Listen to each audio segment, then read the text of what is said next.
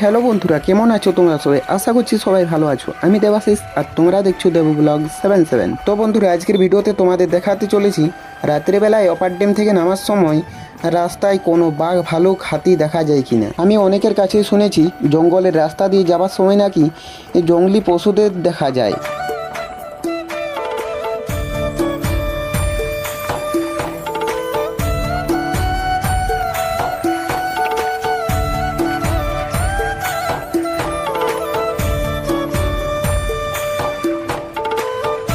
আমি অনেক দূরে চলে এলাম কিন্তু কিছু দেখতে পেলাম না। আর হ্যাঁ, এই জঙ্গলের রাস্তা দিয়ে যাওয়ার সময় সত্যিকারের জঙ্গলি পশুদের দেখা যায়। আজকে আমাদের কপালটা খুবই ভালো, তাই জঙ্গলি পশুদের সাথে দেখা হলো না।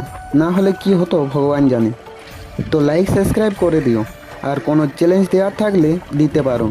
চ্যালেঞ্জটা কমপ্লিট করার পুরো চেষ্টা করব।